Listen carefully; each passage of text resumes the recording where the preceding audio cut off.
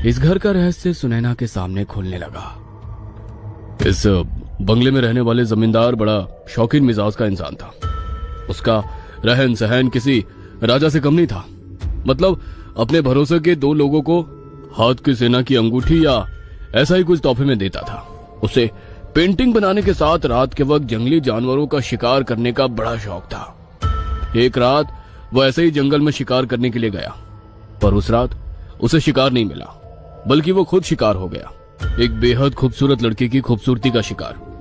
वो लड़की अधमरी हालत में जंगल में पड़ी मिली। उसके कपड़े पूरी तरह से फाड़ दिए गए थे। जगह जगह लगी चोटों से खून बह रहा था। लग रहा था कोई उसकी इज्जत लूटकर जंगल में फेंक गया हो। जमींदार उस लड़की को अपने बंगले में ले आया।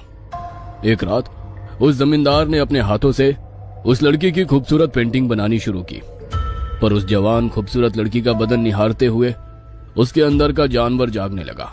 और फिर अगले कई दिनों तक जमींदार उस लड़की की इज्जत को मसलता रहा और पूरी तरह से बेबस वो लड़की सब कुछ बर्दाश्त करती रही।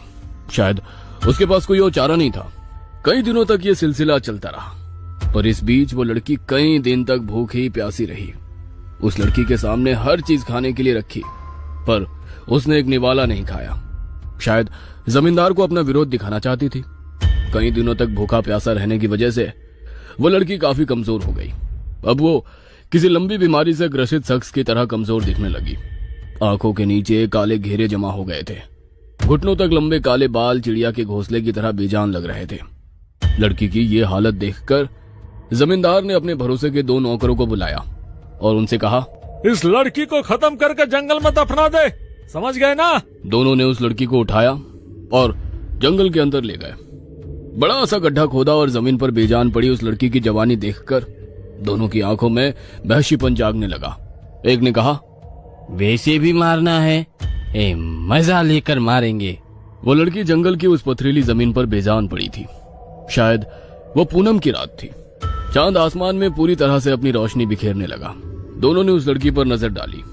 बेचारी का शरीर पूरी तरह से मुरझा चुका था, पर उन वहशी दरिंदों को कहां उस लड़की पर रहम आने वाला था। रात धीरे धीरे आगे बढ़ती रही। सुबह वह जमींदार नींद से उठा। रह रहकर उस लड़की की याद आ रही थी। इसलिए नहीं कि उसे जान से मार दिया था, बल्कि इसलिए कि वो लड़की बला की खूबसूरत थी। टेबल पर रखा सिगरेट का पैकेट उठाया, एक सिगरेट जलाई और लंबा कश लेते हुए उसकी नजर अपने कमरे के दरवाजे पर गई और थोड़ा हैरान हो गया। उसके कमरे का दरवाजा खुला ही था। उसे अपने बाथरूम से आवाज आ रही थी, जैसे कोई बाथरूम में नहा रहा हो। वो हैरान होकर बाथरूम की ओर गया।